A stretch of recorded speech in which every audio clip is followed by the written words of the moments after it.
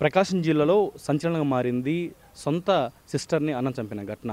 ఎవరైతే అన్న వాడిని అంటే ఆ కారు అయితే ప్రస్తుతం ఎదురుగా మనం చూస్తున్నాము. ఇదే కారులోనే ఇటు ఒంగోలుకి వచ్చిండు అశోక్ రెడ్డి. తన సోదరిని ఒంగోలులో ఒక హాస్పిటల్లో చూపించి ఆ తర్వాత సొంత గ్రామానికి వెళ్తున్న పరిస్థితి.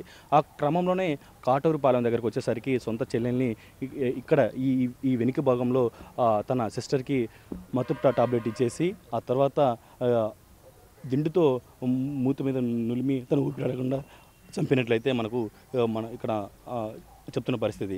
ఇదే కారు మొత్తం కూడా అయితే ఈ యొక్క సొంత చెల్లిని చంపిన ఘట్టకు సంబంధించిన ఇదే కారు. అయితే ఇదే కారులో యాక్సిడెంట్ చేశారు. యాక్సిడెంట్ చేస్తే ఏ కారు అయినా డ్యామేజ్ అవుతుంది. కానీ ఈ కారు అయితే ఎక్కడ కూడా కొద్దిగా కూడా డ్యామేజ్ కాలేదు. ఇది యొక్క ఈ సీన్ మొత్తం కూడా ఈ యొక్క యాక్సిడెంట్ మొత్తం కూడా లాస్ట్ ఇయర్ 2024 ఫిబ్రవరి 4న జరిగింది. ఇదే కారును కాటూరుపాలెం దగ్గర వచ్చేసరికి ఒక చెట్టుకు అశోక్ రెడ్డి అయితే యాక్సిడెంట్ చేశాడు. కానీ ఈ భాగంలో మొత్తం కూడా ఎక్కడ కూడా అయితే డ్యామేజ్ కాలేదు. ప్రస్తుతం ఇదే ఘటన మీద ఎలా జరిగింది ఏంటనేది కూడా ఒకసారి సిఐ టి వెంకటేశ్వర గారు ఉన్నారు. ఒకసారి ఈ ఘటన గురించి ఆయనతో మాట్లాడదాం. సార్ ఒకసారి చెప్పండి, ఈ కేసును మీరు ఇంత తక్కువ టైంలో ఎట్లా చేంజ్ చేశారు? ఇది ఏడాది క్రితం జరిగింది, ఒకసారి చెప్పండి. ఇది యాక్చువల్గా ఈ కేసు నమోదు అయినప్పటి నుంచి యాక్సిడెంట్ కేసుగా నమోదు చేయడం జరిగిందండి. ఆ రోజు అతనికి ఒక డ్రామా ప్లే చేసి దీన్ని యాక్సిడెంట్ కేసుగా చిత్రీకరించి గతంలో ఉన్న ఆఫీసర్లకు యాక్సిడెంట్ కేసుగా ఇది పొదిలి పోలీస్ స్టేషన్లో నమోదు చేయడం జరిగింది. బట్ మొదటి నుంచి కూడా అప్పటి పోలీస్ ఆఫీసర్లకు కూడా అనుమానాలు ఉన్నాయి ఈ కేసులో. కానీ మేము వచ్చిన తర్వాత ఈ కేసు ఫైల్ని ఒకసారి వెరిఫై చేసుకుంటే బాగా అనుమానాలకు తావిచ్చింది. సో దీనిలో భాగంగా ఇది ఎందుకు జరిగి ఉంటుందా అని ఒక ఆలోచనకు వచ్చిన తర్వాత మేము వీళ్ళ గ్రామంలో ఇతని గురించి వెరిఫై చేసుకోవడం జరిగింది. జరిగితే ఇతను బాగా ఉదయం సాయంత్రం పాల్పడతాడు, కానీ లావిష్గా బాగా ఖర్చు పెడతాడు. సో అలాగే రియల్ ఎస్టేట్లో కూడా కొంత నష్టపోయినట్లు తెలిసింది. బాగా ఒక 45 lakhs వరకు అప్పులయ్యాడు ఊర్లో అని చెప్పేసి మాకు వినపడింది.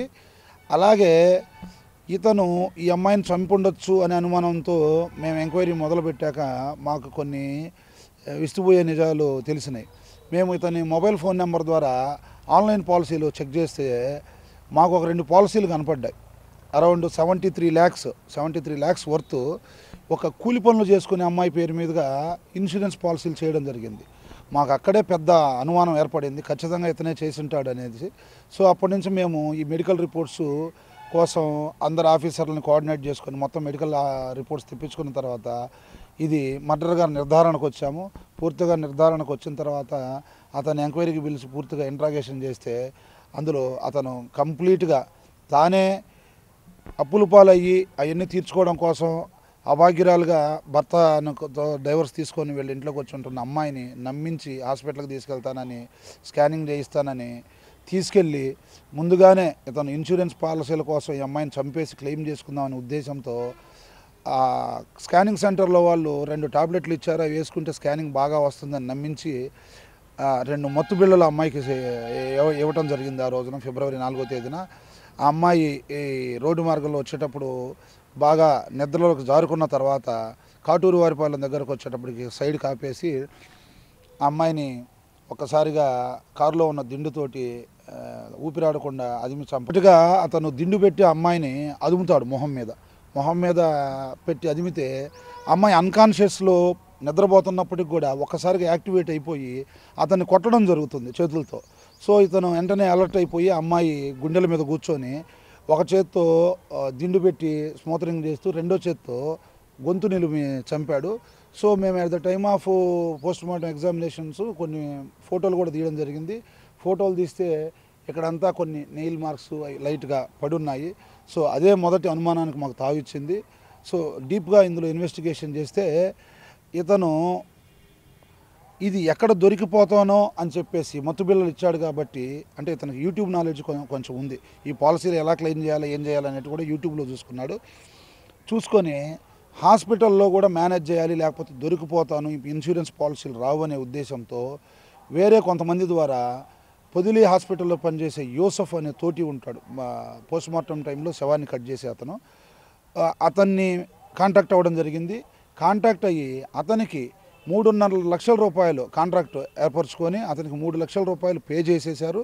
పే చేసేసి విసరా కంటెంట్స్, ఇవి బాడీ పార్ట్స్ మరొక శవంలోటి తీసి మార్చి ఇందులో పోస్ట్ మార్టం రిపోర్ట్లో మత్తు బిళ్ళ ఉన్నట్టుగా ఎఫ్ఎస్ఎల్ రిపోర్ట్ వస్తుందనే ఉద్దేశంతో అవి కంటెంట్స్ మార్చడం జరిగింది. అవి వారు పోలీసు వారికి అప్పచెప్తే మేము వాటినే గతంలో ఎఫ్ఎస్ఎల్కి ఫార్వర్డ్ చేయడం జరిగింది. ఈ ఇంట్రాగేషన్లో టోటల్గా ఈ ఎపిసోడ్ అంతా తెలిసిన తర్వాత మేము యూసఫ్ను కూడా ముద్దాయిగా చేర్చడం జరిగింది. అతని కోసం కూడా గాలిస్తున్నాం. ప్రస్తుతం పరారీలో ఉన్నాడు. అతన్ని అరెస్ట్ చేసిన తర్వాత ఈ కేసులో ఇది ఏ రకంగా జరిగిందని మరికొన్ని విషయాలు వెలుగులోకి రావడం జరుగుతుంది. సార్ ఇంకా ఇద్దరు ఉన్నారు ఇట ఈ కేసులో అంటున్నారు కదా, ఎవరెవరు వాళ్ళు ఇద్దరు? ఒకతను వచ్చేసి ఇతనితో యూసఫ్తో కాంటాక్ట్ ఎస్టాబ్లిష్ చేశాడండి. అతను కూడా అంటే నాలెడ్జ్ ఉండి ఈ నేరం జరిగిందనే నాలెడ్జ్ ఉండి ఈ యూసఫ్ అనే అతనితో కాంటాక్ట్ ఎస్టాబ్లిష్ చేసి ఇతనికి డబ్బులు చేరవేయడం జరిగింది. దానికోసం అతను, అలాగే ఈ యూసఫ్ అనే అతను అండి. సో ఇది ఓవరాల్గా అయితే జలసాలకు అలవాటు పడి లక్షలు ఇటు అప్పులు చేసి అశోక్ రెడ్డి సొంత చెల్లినే ఇటు హత్య చేసిన ఘటన అయితే మనకి ఇక్కడ అర్థమవుతుంది. మొత్తానికి అయితే ఇదే కారణం వాడారు. సొంత చెల్లి మీద వివిధ కంపెనీల్లో 1,25,00,000 పైకి అయితే వివిధ కంపెనీలు అయితే ఇన్సూరెన్స్ చేయించారు. ఆ డబ్బులు మొత్తం కూడా అయితే క్లెయిమ్ చేయడానికి ఈ యొక్క హత్య కుట్రకు ఇట్లా ప్లాన్ చేశారనేది కూడా అయితే ఇక్కడ స్థానిక ఎస్ఐ అదేవిధంగా ఇన్వెస్ట్ ఆఫీసర్ నుండి సిఐ ఇటు వెంకటేశ్వర్లు ఇక్కడ చెప్తున్న పరిస్థితి ఇక్కడ చూస్తున్నాం. ఇది మొత్తానికి తాజా పరిస్థితి. వీడియో జర్నలిస్ట్ చంటితో జయరాం, బిగ్ టీవీ, ప్రకాశం జిల్లా.